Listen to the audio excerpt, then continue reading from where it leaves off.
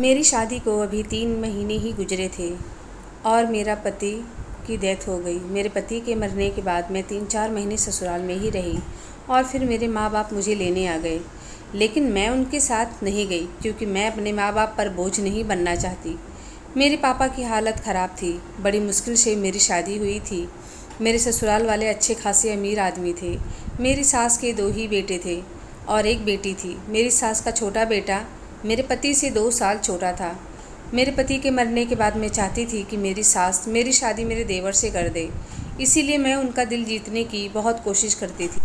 मैं घर का सारा काम खुद ही करती थी और रात को सोने से पहले अपनी सास के पैर भी दबाया करती थी। मुझसे जितना बन पड़ता था उतना मैं किया करती थी। मैं उनकी दिन रात सेवा करती थी और उन्हें शिकायत का मौका नहीं देती थी क्योंकि मैं चाहती थी वह मुझे एक बार फिर से अपनी बहू बना लें। मेरी एक ननद थी। मेरी सास उनकी शादी बड़े घर में की थी। वो अक्सर घर आया करती थी, लेकिन वो ज़्यादातर अपने ससुराल में ही रहना पसंद करती थी। उनके घर में हमारे घर से ज़्यादा ऐशो आराम थे। मेरी ननद जब भी आती तो मैं उनकी ज़्यादा खातिरदारी करती और उनके बच्चों का भी ख्याल रखती थी। इस बात से मेरी सास बहुत खुश होती थी। मेरी सास मुझे शादी के पहले से ही बहुत पसंद करती थी। मैं भी उनके साथ अच्छा व्यवहार करती थी।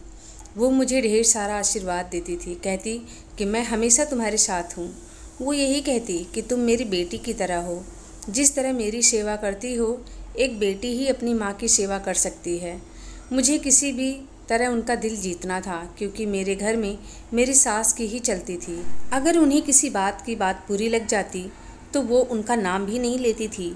लेकिन मेरी सास मुझसे बहुत ज़्यादा खुश थी। इसीलिए मुझे विश्वास था कि वह मेरी शादी देवर के साथ कर देगी। मेरा देवर अमेरिका में डॉक्टर की पढ़ाई कर रहा था। उसको आने में सिर्फ 3 महीने ही रह गए थे। मैं दिल ही दिल में बहुत खुश हो रही थी। यह घर फिर से अब मेरा हो जाएगा। मैं इस घर की मालकिन बन जाऊंगी। मैं इस घर को गंवाना नहीं चाहती थी क्योंकि मैंने बहुत गरीबी देखी थी। ससुराल आकर ही ऐशो आराम देखा था, इसीलिए इस घर को छोड़ना नहीं चाहती थी। ये लोग ख़ानदानी अमीर थे और मेरा देवर बहुत ही स्मार्ट था। अगर मैं अपने मायके चली जाती तो ये सब मेरे हाथ से चला जाता और मैं अकेले रह जाती। इसीलिए जी जान से कोशिश में लगी थी कि इस घर की बहू बन जाऊं। वैसे मैंने भी क्या किस्मत पाई थी। गरीब होकर भी मेरी शादी एक अमीर घर में हुई। लेकिन यह खुशी सिर्फ कुछ ही दिनों की थी और मैं 3 महीने में ही विधवा हो गई। मैं अब यही चाहती थी कि फिर से दुल्हन बनकर इस घर में रह जाऊं और ये तभी हो सकता है जब मेरा देवर मुझसे शादी करेगा। और मेरी सास अपने छोटे बेटे की हर बात मानती थी और हर सलाह मशवरा भी उसी से लेती थी। मेरे पति बचपन से ही बीमार रहते थे। बचपन की कमजोरी जवानी तक नहीं निकली। वो बहुत दुबले पतले थे और सांवले रंग के थे। तभी तो मुझ जैसी गरीब लड़की की शादी इतने अमीर घर में हो गई थी। मैं अपने पति से बहुत प्यार करती थी, लेकिन वो मुझे छोड़कर चले गए। भगवान को प्यारे हो गए। हम भले ही गरीब लोग थे, लेकिन अगर मेरे पापा को पता चल जाता कि मेरे पति बचपन से ही बीमार रहते थे तो वो मेरी शादी कभी ना करते। मेरे पति के मरने के बाद मैं 1 साल तक अपनी सास और ननद की सेवा करती रही।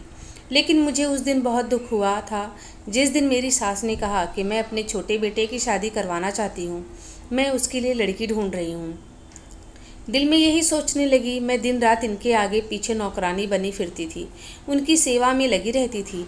शायद वो मेरी शादी करवा दे, लेकिन ऐसा कुछ होता दिखाई नहीं दे रहा था।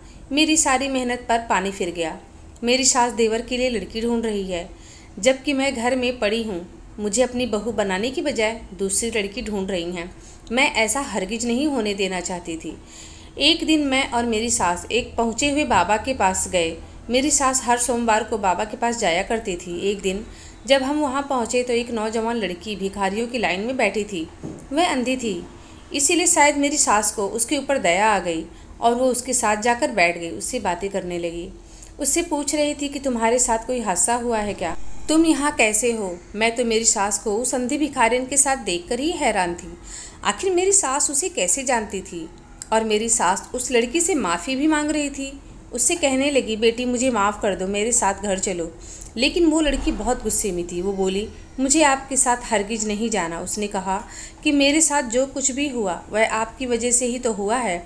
अब मेरी सास रो रो कर उससे माफ़िया मांगने लगी और कहने लगी कि जैसा तुम चाहती हो वैसा ही करूँगी। मेरी सास उस भिखारिन लड़की को अपने साथ घर लेकर आ गई। जब मैंने अपनी सास से पूछा कि आप उस लड़की को घर लेकर क्यों आई हैं, तो मेरी सास सिर्फ मुझे इतना ही बताई कि मैं उस लड़की की शादी अपने छोटे बेटे से करवाऊंगी। सास की ये बात सुनकर मेरे पैरों तले तो ज़मीन ही खिसक गई, क्योंकि मैंने इतने सपने देखे थे वह सब बेकार हो गए। मेरी सास ने इतना कहकर मुझे चुप करा दिया था। वो मुझे इशारा करने लगी कि अब कुछ मत पूछना। मुझे हैरत इस बात की थी कि एक अंधी भिखारिन लड़की की शादी अपने डॉक्टर बेटे के साथ कैसे करवा सकती हैं। मुझे तो ये पता ही था मेरा देवर इस लड़की को देखते ही ठुकरा देगा, क्योंकि वो अमेरिका में पढ़ा लिखा है, तो एक भिखारिन लड़की से शादी क्यों करेगा। वह लड़की अब हमारे घर में ही रह रही थी। मेरी सास शादी की तैयारियों में लग गई थी। अब मेरा देवर भी आ गया था। मेरी सास ने उसे भी बता दिया शादी के बारे में। मेरा देवर भी खुशी खुशी मान गया। मेरी सास उसे लड़की को एक अलग कमरे में रखी थी। वो किसी से ज़्यादा बात नहीं करती थी। मेरी सास उसे कमरे में ही खाना दे देती थी। मैं हैरत में थी कि मेरा देवर नीरज इस शादी के लिए कैसे मान गया। भला एक अंधी लड़की से शादी कैसे कर सकता है। फिर मैंने सोचा कि हो सकता है मेरी सास ने मेरे देवर को ये बात बताया ही ना हो कि वह लड़की कौन है।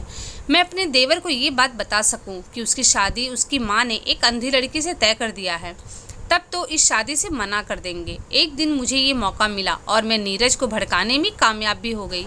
मैंने अपने देवर से कहा कि आपकी माँ आपकी शादी एक गंदी लड़की से करा रही हैं। मेरी बात सुनकर मेरा देवर मुझे देखने लगा और कहने लगा, भाभी आप चिंता मत करो, मुझे मेरी माँ पर पूरा भरोसा है। जब शादी का समय आया तो मेरा देवर उस भिखारी लड़की को देखकर बहुत खुश हो गया। जैसे उसे कितनी खुशी मिल गई, वह बहुत ज़्यादा ही खुश था। यह सब जैसे हो रहा था उसे देखकर मेरी परेशानी बढ़ती ही जा रही थी। कोई तो बताए आखिर ये सब क्या हो रहा है। फिर मेरा देवर अपनी अंधी पत्नी का हाथ पकड़कर उसे कमरे में लेकर चला गया था। मेरे सारे सपने अब चकनाचूर हो गए। मेरी सास ने मुझे कहा कि अब से मेरी देवरानी और उसके काम की जिम्मेदारी मेरे ऊपर रहेगी। मुझे ये बात बिल्कुल भी अच्छी नहीं लगी, क्योंकि पहले मैंने अपनी सास की सेवा की, अब वो देवरानी की नौकरानी बनने को बोल रही थी। मैंने अब अपना फैसला कर लिया कि मैं उनसे बोलकर ही रहूँगी। फिर मैं उनके कमरे में चली गई। मैंने सास से पूछा, आपने मेरे बारे में क्या सोचा है। आप मेरे पति की माँ थी, इसीलिए मैंने जी जान से आपकी सेवा की, और अब आप अंधी लड़की की सेवा करने को कह रही हैं। मुझसे नहीं हो पाएगा। अब मेरी सास मुझे बिल्कुल भी अच्छी नहीं लग रही थी। मेरी सास ने कहा कि आकर मेरे पास बैठो, मैं तुम्हें बताती हूँ कि अंधी लड़की कौन है। मेरा दिल नहीं कर रहा था कि मैं उनके पास जाऊं। मेरा दिल यही हो रहा था मैं इस घर को छोड़कर कहीं चली जाऊं, क्योंकि मैं अपने मकसद में नाकाम हो गई थी। मेरी सास ने कहा, ये बात तब की है जब नीरज अमेरिका नहीं गया था। वह लड़की हमारे मोहल्ले में ही रहती थी। इस लड़की का नाम नीलम है। नीरज नीलम को बहुत पसंद करता था और नीलम भी उसे बहुत पसंद करती थी। ये बात कई बार नीरज ने कहा कि मेरा रिश्ता लेकर नीलम के घर जाओ और मेरी शादी कर दो नीलम से। ये लोग बहुत गरीब थे, इसीलिए मुझे ये रिश्ता पसंद नहीं था, क्योंकि मैं नीरज का रिश्ता एक अमीर ख़ानदान में करना चाहती थी जो हमारे टक्कर का हो। लेकिन नीरज ने मुझे समझाया कि इंसान की खुशियों के आगे पैसे का कोई मोल नहीं होता है। मैं नीलम के घर चली गई और उसके माँ बाप को धमकी दी कि वो अपनी बेटी से कहे कि मेरे बेटे से दूर रहे, वरना अच्छा नहीं होगा। मैंने सीधा उनसे कहा कि आप लोगों ने अपनी बेटी को सिखाया है ना कि मेरे बेटे को फंसा ले, क्योंकि हम लोग बहुत अमीर हैं, तो एक अमीर घर की बहू बन जाए और तुम लोगों के मज़े हो जाएं। लेकिन उसकी माँ रो रो कर कहने लगी कि मैंने कुछ नहीं सिखाया अपनी बेटी को। उसकी माँ कहने लगी, हम लोग गरीब ज़रूर हैं लेकिन इज्जतदार हैं। अगर आप यहाँ तमाशा करेंगी तो हमारी क्या इज्जत रह जाएगी, इसीलिए आप यहाँ से चली जाएं। उस औरत ने कहा था कि मैं अपनी बेटी को उनके बेटे से नहीं मिलने दूँगी, आप निश्चिंत होकर जाओ। जब मैं बात करके उसके घर से बाहर निकली तो उसके घर के बाहर बहुत लोग इकट्ठा थे। लोगों को तमाशे के बारे में पता चल गया था। मैं घर आ गई तो नीरज मुझसे बिल्कुल भी बात नहीं कर रहा था। मैंने उसे खाना खाने को कहा, लेकिन उसने खाना खाने से मना कर दिया। नीरज की ये बेरुखी मुझे बिल्कुल भी सहन नहीं हो रही थी। यह सब इसी वजह से हो रहा था क्योंकि उस लड़की ने नीरज को फ़ोन करके सब बता दिया था। मेरा बेटा आज्ञाकारी बेटा था, लेकिन अब वो मुझसे बात तक नहीं करता। ऐसा लग रहा था उसे पागलपन का दौरा पड़ जाएगा। उसने अपने आप को कमरे में बंद कर लिया था। मैंने उसे बहुत आवाज़ लगाई, लेकिन उसने दरवाज़ा नहीं खोला। वो बीमार सा रहने लगा था। उसकी ऐसी हालत देखी नहीं जा रही थी। मैं कैसे भी करके इस लड़की को और उसके परिवार को इस शहर से बाहर निकाल देना चाहती थी। क्योंकि मैं अपने बेटे को खोना नहीं चाहती थी। मेरा बेटा घर से बाहर जाने लगा तो मैंने पूछा कि कहाँ जा रहे हो, तो कहने लगा मैं नीलम से मिलने जा रहा हूँ। मैंने उसे बहुत रोका और कहा कि मैं तुम्हारी शादी उस गरीब लड़की से हरगिज़ नहीं करूँगी। उस लड़की की नज़र तुम्हारे सिर्फ दौलत पर है जो तुम्हें नज़र नहीं आ रही है। मेरी बात सुनकर नीरज घर से बाहर चला गया। कुछ देर के बाद जब वो वापस आया तो चिल्ला चिल्ला कर रो रहा था और अपने कमरे में चला गया और वहाँ पर रखी हर चीज़ को तोड़ने फोड़ने लगा। मुझे ऐसा लगता था कि अगर वह लोग यहाँ से दूर चले जाएं तो नीरज का संपर्क ख़त्म हो जाएगा और वह उस लड़की को भूल जाएगा। मैं उस लड़की के घर चली गई और उसके माँ बाप से कहा कि आप लोग यहाँ से चले जाओ, जितना पैसा चाहिए मैं दे दूँगी। तभी कमरे से नीलम बाहर आ गई और कहने लगी, आप बेफिक्र होके जाओ, मैं आपके बेटे से नहीं मिलूँगी। आज भी वह मुझसे मिलने आया था, लेकिन मैंने उसे वापस भेज दिया था। हमें आपके पैसे नहीं चाहिए, हम आज रात ही यह शहर छोड़कर चले जाते हैं। अब आप अपने बेटे को समझाओ कि वह मेरा पीछा ना करे। उसने मुझसे कहा कि मुझे आपके पैसों की कोई ज़रूरत नहीं है। मैंने भी उससे कह दिया कि मुझे ज़्यादा समझाने की कोई ज़रूरत नहीं है, बस तुम लोग यहाँ से चले जाओ। जब मैं घर आई तो नीरज की हालत बिगड़ रही थी क्योंकि उसने खाना पीना सब कुछ छोड़ दिया था। मुझे लगा बस कुछ दिनों की बात है, बाद में सब कुछ ठीक हो जाएगा, लेकिन ऐसा नहीं हुआ। नीरज अपनी जिद पर अड़ा रहा और बेहोशी की हालत में भी नीलम का नाम ले रहा था। बाद में मुझे पछतावा हुआ कि अगर नीलम की शादी कर देती तो मेरे बेटे की ये हालत ना होती। कुछ ही दिनों में मेरा बेटा अस्पताल में भर्ती हो गया। वो बस एक ही बात करता कि नीलम के बगैर मैं मर जाऊंगा। अपने बेटे की हालत देखते हुए मैंने उससे झूठ कहा कि मैं उसकी शादी नीलम से करवा दूंगी। मेरा बेटा ये बात सुनकर बहुत खुश हो गया और जल्दी जल्दी ठीक होने लगा। उसे क्या पता था कि नीलम और उसके परिवार वालों को इस शहर से ही बाहर निकलवा दिया है। मेरा बेटा ठीक होते ही नीलम से मिलने चला गया, लेकिन फिर मायूस होकर घर वापस आ गया और मुझसे कहने लगा, माँ आप तो शादी के लिए मान गई थी ना, तो नीलम और उसका परिवार पता नहीं कहाँ चले गए हैं। मैंने मोहल्ले में भी पूछा लेकिन किसी को कुछ नहीं पता तो मुझे भी नहीं था कि वो लोग किस शहर गए हैं। मेरा बेटा ये बात समझ गया कि अब नीलम मुझे नहीं मिल पाएगी और कुछ दिनों में वो विदेश चला गया अपनी पढ़ाई पूरी करने। इधर मैंने नीलम की तलाश जारी रखी, क्योंकि अगर आज मैंने नीलम को अपनी बहू बना लिया होता तो मेरा बेटा मेरे साथ होता, मुझे छोड़कर कहीं नहीं जाता। मैं नीलम के रिश्तेदारों को भी बोला कहीं अगर वो मिले तो मुझे बताएं, लेकिन उन लोगों को तो कुछ पता ही नहीं था। फिर मैं हर सोमवार बाबा के पास जाने लगी और प्रार्थना करने लगी। अपने किए पर मुझे बहुत पछतावा था। फिर भगवान ने मेरी सुन ली और नीलम मुझे मिल गई। वो वहीं बैठकर भीख मांगा करती थी। उसकी जिम्मेदार मैं ही थी, क्योंकि जब मैंने नीलम से पूछा तो वो कहने लगी जब वो सब यहाँ से निकले थे तब उनका एक्सीडेंट हो गया था और नीलम ने अपने माँ बाप को खो दिया और नीलम की आंखों में चोट लग गया था, जिससे उसकी दोनों आंखें चली गईं। मैंने सोचा कि जिसमें मेरे बेटे की खुशी है अब मैं वही करूँगी, इसीलिए मैं नीलम को अपनी बहू बना कर ले आई। और हाँ, मुझे पता है तुम्हारे मन में भी क्या है। जिस तरह से तुमने मेरी सेवा की है, मैंने सोचा था तुम्हारी शादी नीरज से करवा दूँगी, लेकिन नीरज की खुशी तो नीलम में थी, इसीलिए मैं नहीं कर सकी।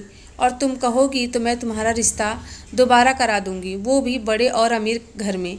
मैंने तुम्हें अपनी बेटी समझा, मैं तुम्हें बहुत प्यार करती हूँ। माँ जी की बात सुनकर मुझे नीलम के लिए बहुत दुख हुआ और खुशी इस बात की थी कि मेरी सास मुझ जैसी गरीब लड़की के बारे में इतना सोचती है, वरना अब तक मुझे मेरे मायके भेज चुकी होती। मैं अब खुशी खुशी अपनी सास की सेवा में लग गई और नीलम की भी देखभाल की जिम्मेदारी अपने सर पर ले ली, क्योंकि अब से मैं उसे अपनी छोटी बहन मान चुकी हूँ। दोस्तों, ये थी आज की कहानी। उम्मीद है आप लोग को ज़रूर पसंद आई होगी। तो वीडियो को लाइक कीजिए, शेयर कीजिए। चैनल पे फर्स्ट टाइम आई हैं तो चैनल को सब्सक्राइब कीजिए। मिलती हूँ अगली वीडियो में एक अच्छी सी कहानी के साथ। आप सभी का बहुत बहुत धन्यवाद।